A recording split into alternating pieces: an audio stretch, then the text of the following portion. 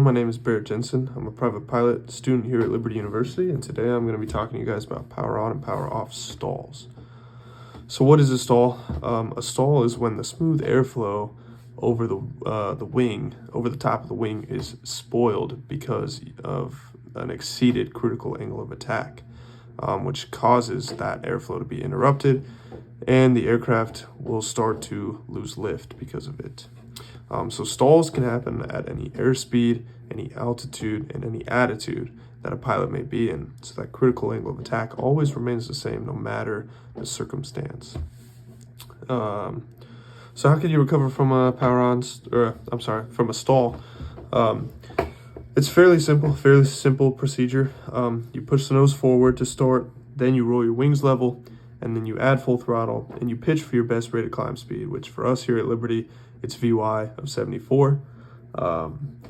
So me personally, when I first started my flight training, I had a very bad tendency to want to roll the wings level first before pushing the nose forward, which is a very bad habit, because if you do that, you can enter a spin, which is very hard to get out of a spin. So you want to avoid that. So make sure you always push the nose down first to break the stall. So what is a power on stall? A power on stall is a flight maneuver that we pilots practice to simulate a stall during the takeoff.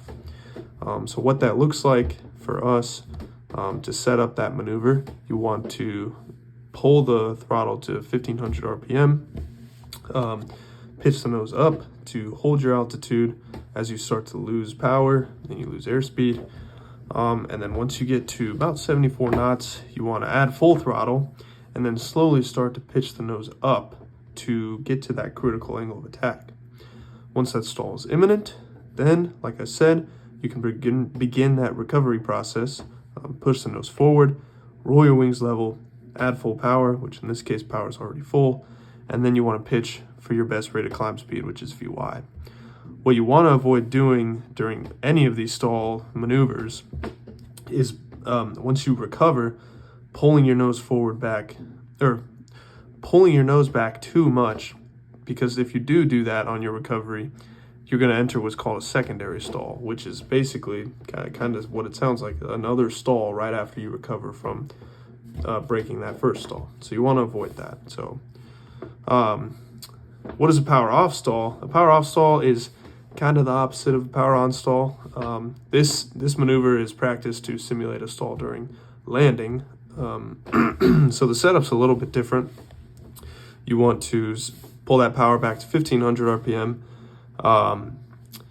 pitch that nose up to keep your altitude, and then slowly and incrementally add your flaps. So below 110 for us, add flaps 10, below 85, add flaps 20, and then below 85, add full flaps.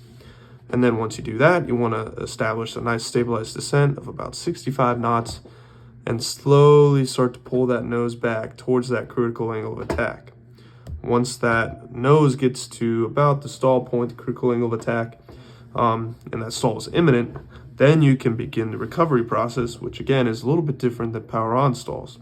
With this, push the nose forward, roll your wings level, add full throttle, and then you want to immediately put flaps 20 and then get your airspeed up to 60 knots.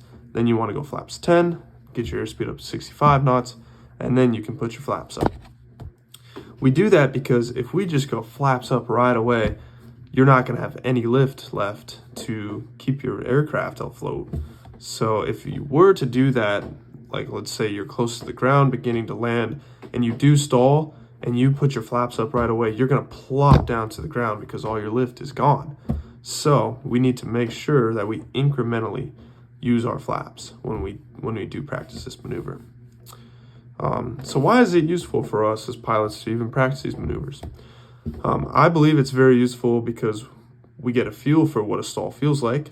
We know when a stall is happening, we know when that critical angle of attack is, what it feels like when we do exceed the critical angle of attack, and most importantly, we know how to recover. It gives us a chance to actually feel that stall and then feel what it feels like to initiate a recovery from that stall, so that when it does happen, when we're doing other flight maneuvers or if we're just doing a casual flight, we can just know right away, boom, right out of our memories, this is how we recover, and we just do it, not even knowing, second guessing, anything like that.